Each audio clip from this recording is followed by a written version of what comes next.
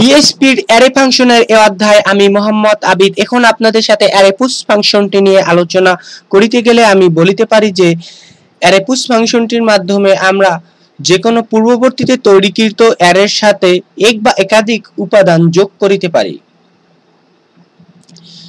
আমরা আমাদের উদাহরণের জন্য অ্যারে অন নামে একটি অ্যারে তৈরি করেছি এবং যার ভিতর আমরা দুটো উপাদান রেখেছি এমডি এবং আবিদ। এবং আমরা যদি অ্যারে অনটি অ্যারে পুশ ফাংশনের ভিতরে রাখি তাহলে আমরা এরপর আমরা আর্গুমেন্ট হিসাবে এক বা একাধিক আর্গুমেন্ট রাখিতে পারি।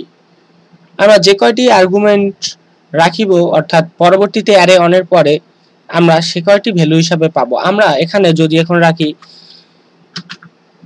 তাহলে আমরা অ্যারে পুশ ফাংশনটির মাধ্যমে আমাদের পূর্ববর্তীতে তৈরিকৃত যে অ্যারেটি তাহার পর থেকে আমরা নতুন আইটেম যোগ করতে পারি, অর্থাৎ এমডি এবং আবিদের পর থেকে আমরা নতুন আইটেম যোগ করতে পারি।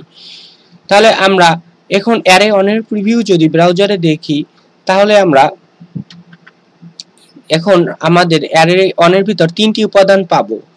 আমাদের পূর্ববর্তীতে অ্যারের ভিতর দুটি উপাদান ছিল, কিন্তু আমরা অ্যারে পুশ ফাংশনটির মাধ্যমে আজমটিও অ্যারে অনের ভিতর সংরক্ষণ করতে বলেছি, সুতরাং মোট তিনটি উপাদান আমরা পাবো। আমরা এখানে দেখিতে পাচ্ছি এমডি, আবিদ এবং আজম এই তিনটি উপাদান পেয়েছি। এখন আমি এখানে এক বা একাধিক যত খুশি ততগুলো উপাদান আমি এখানে যোগ করতে পারি। আমি এখানে যোগ করতে পারি খান।